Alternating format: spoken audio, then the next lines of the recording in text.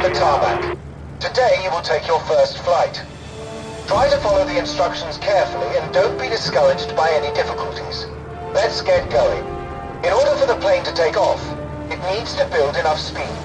I'm increasing engine power to maximum. Now I can release the throttle lever. The plane will gather speed. Now that my speed is high enough, the plane will slowly lift off the ground. I can use the elevation rudder to make it take off faster.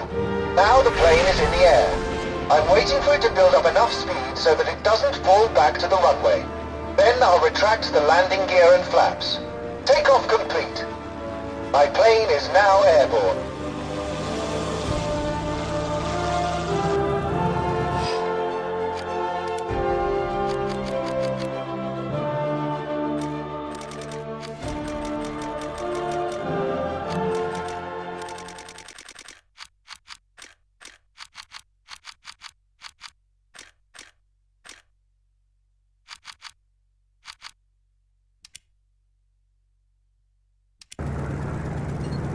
Before you attempt to take off, let's review your knowledge of aircraft controls.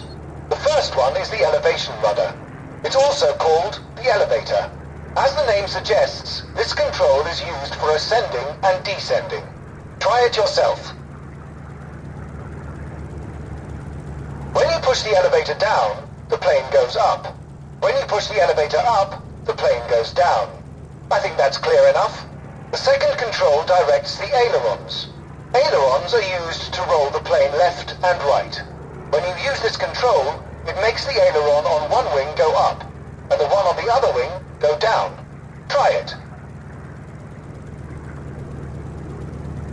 The next control is the rudder. It is used for minor adjustments and when taxiing. Apply it carefully. See for yourself how it works. Now you are ready for takeoff. It's time to try your plane out in the air.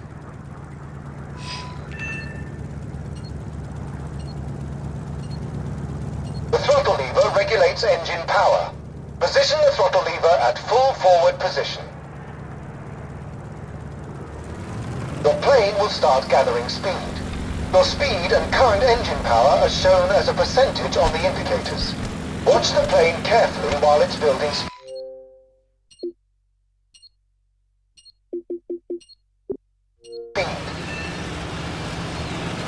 Remember to retract the landing gear and flaps after takeoff.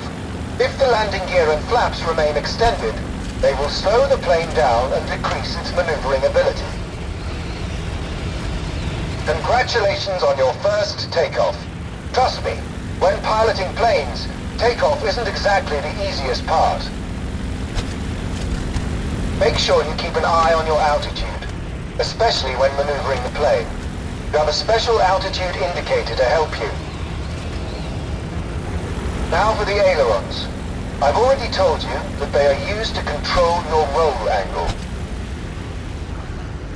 You can even use them to pull off a barrel roll.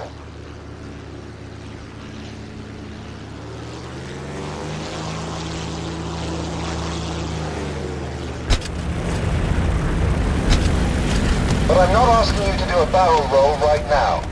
Just roll the plane left or right.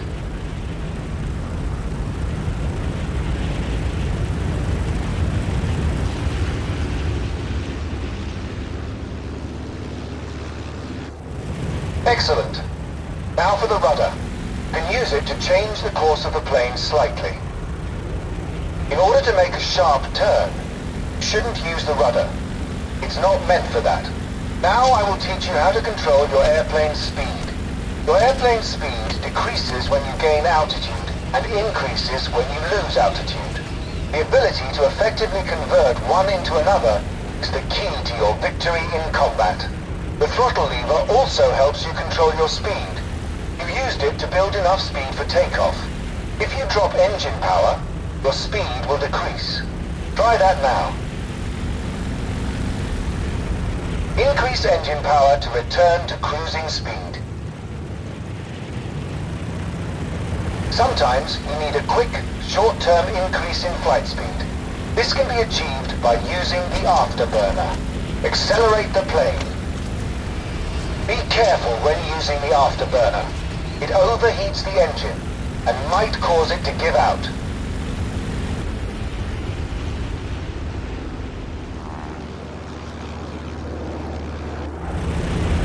Turning the plane should be easy for you. To turn, use the ailerons and the elevator. First, you need to roll the plane left or right. Now, make the turn by pulling the control yoke. Now you've learned the ropes, let's move on to the final part of our flight. Follow the marked route.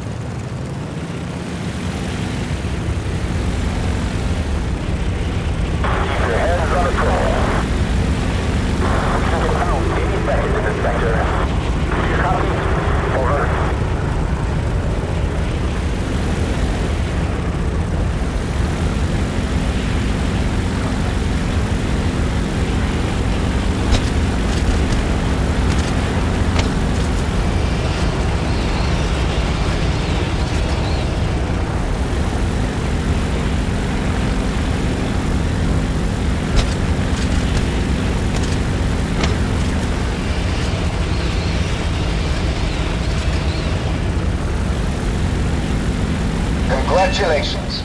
You have mastered the main principles of piloting. Still have a long way to go, but you've made the first step in exploring the air.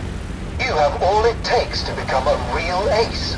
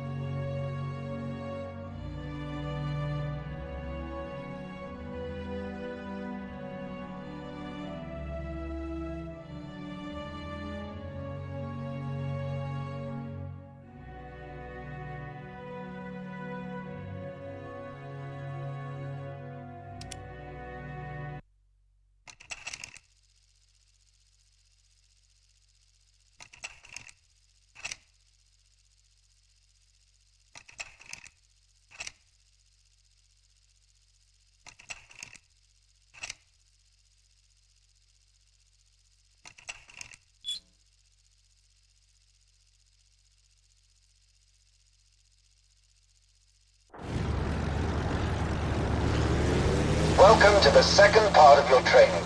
Today, you will engage in your first aerial combat. However, first things first. You can always change your viewpoint when flying. Usually there are 3 viewpoints: cockpit, virtual cockpit, and third-person view. Change the viewpoint.